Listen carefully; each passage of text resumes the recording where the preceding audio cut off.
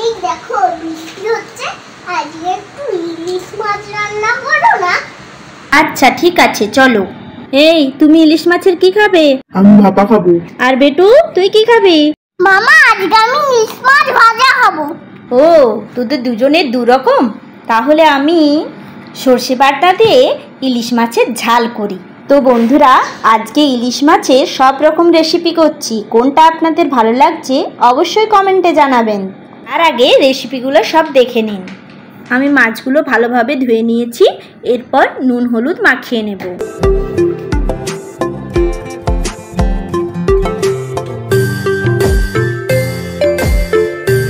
নুন হলুদ ভালোভাবে মাখিয়ে নেওয়ার পর পৃথির জন্য আগে ভাজাগুলো করে নেব।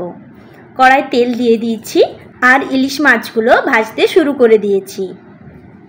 এক পাশটা হয়ে গেলে অপর পিঠটা ভালোভাবে উল্টে নেব। আমার এই পাশটা ভাজা হয়ে গেছে, আমি উল্টে নিচ্ছি। খুব সুন্দরভাবে মাছগুলো ভাজা হয়ে গেছে দেখতে পাচ্ছেন। এরপর এই ধারটা ভালোভাবে ভেজে নেব। এরপর ইলিশ মাছ ভাপা আর সর্ষে বাটনার জন্য আমি সর্ষে নিয়ে নিচ্ছি, সাদা সর্ষে, কালো সর্ষে আর একটা কাঁচা লঙ্কা, একটা শুকনো লঙ্কা আর অল্প পরিমাণ নুন নিয়ে নেব যাতে সর্ষেটা তিতো না লাগে। এই দেখুন আমি একটু ঘুরিয়ে নিচ্ছি, এর মধ্যে হলুদ দিয়ে দিলাম। এরপর ভালোভাবে পেস্ট করে নেব। অল্প জল দিয়ে দিলাম। দেখুন পেস্টটা আমার কি সুন্দর হয়ে গেছে। এটা ভাপার জন্যও করে নিলাম আর আমার ঝালের জন্যও রেডি হয়ে গেল। ইলিশ মাছের ঝাল রান্না করব আমি সর্ষের তেল দিয়েই পুরো রান্নাটা। তো সর্ষের তেল আমি কড়ার মধ্যে দিয়ে দিলাম।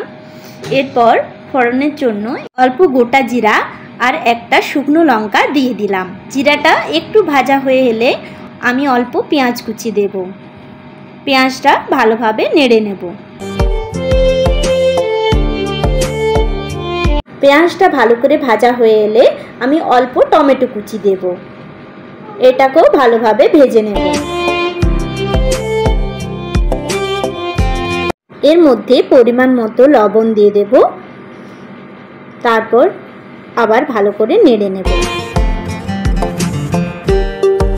আর পেঁয়াজটা ভালো করে ভাজা হয়ে এলে অল্প হলুদ গুঁড়ো, জিরে গুঁড়ো, ধনে গুঁড়ো সব অল্প অল্প একটু করে দিয়ে দেব আর অল্প লঙ্কা গুঁড়ো।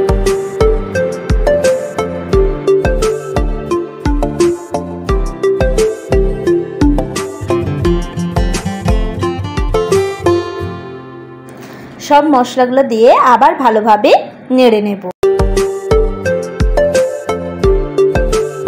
এরপর আগে থেকে পেস্ট করে রাখা সর্ষে বাটনা আমি ঢেলে দেব। তারপর পরিমাণ মতো জল একটু দিয়ে দেব।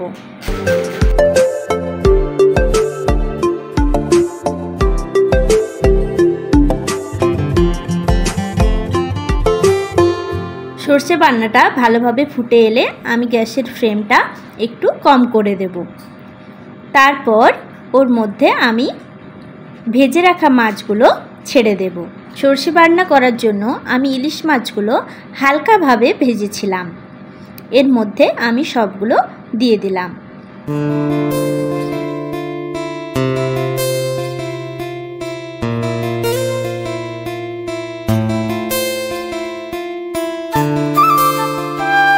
মাছগুলো কিছুক্ষণ হওয়ার পর একবার পাল্টে দেব।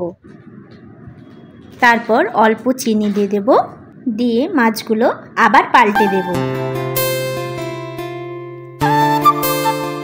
নামানোর আগে ধনেপাতা কুচি আমি এর মধ্যে দিয়ে দেব আর অল্প সর্ষের তেল, যেটাতে গন্ধ ভালো আসবে, ইলিশ মাছের স্বাদও খুব ভালো লাগবে।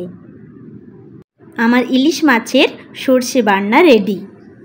এরপর আমি ভাপাটা বসাবো। তো চলুন ভাপাটা কিভাবে করছি সেটা দেখাই। ইলিশ মাছ ভাপা করার জন্য আমি একটা টিফিন কৌটা নিয়ে নিয়েছি, তাতে অল্প সরষের তেল দিয়ে দেব।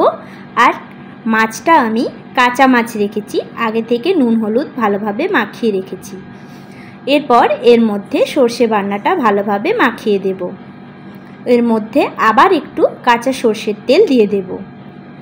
একটা কাঁচা লঙ্কা আর অল্প ধনেপাতা কুচি এর মধ্যে ছড়িয়ে দেব। তাহলে ইলিশ মাছের স্বাদটা আরও ভালো লাগবে। এরপর ঢাকনাটা ভালোভাবে আমি এর মধ্যে এঁটে দেব। একটা কড়াইয়ে আমি জল নিয়ে নিচ্ছি। জলটা ভালোভাবে গরম হয়ে এলে এরকম একটা স্ট্যান্ড বসিয়ে দেব। এই স্ট্যান্ডের ওপরে আমি টিফিন কৌটোটা বসিয়ে দেব। জলটা গরম হয়ে এসেছে, আমার ভাপ উঠছে, দেখুন কি সুন্দর। আমি টিফিন কৌটোটা বসিয়ে দিলাম। এটা আধ ঘন্টার জন্য হতে দেব। আমি গ্যাসের ফ্লেমটা কমিয়ে দিলাম। আমি আধ ঘন্টা পর টিফিনটা ঠান্ডা হওয়ার পর আমি টিফিনটা খুলব। দেখুন কি সুন্দর আমার ইলিশ ভাপাটা রেডি হয়ে গেছে। আজকে আমার ইলিশ মাছের সব রান্না করা রেডি হয়ে গেল। এই হলো ইলিশ ভাপা। দেখুন ইলিশ ভাপাটা কি সুন্দর হয়েছে। আর এই হলো পৃথ্বীর জন্য ইলিশ মাছ ভাজা।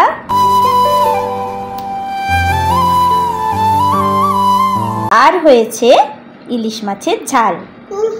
কোন রেসিপিটা আপনাদের ভালো লাগছে অবশ্যই জানাবেন। আর ভিডিওটি ভালো লাগলে অবশ্যই একটি লাইক দিয়ে চ্যানেলটি সাবস্ক্রাইব করে দেবেন।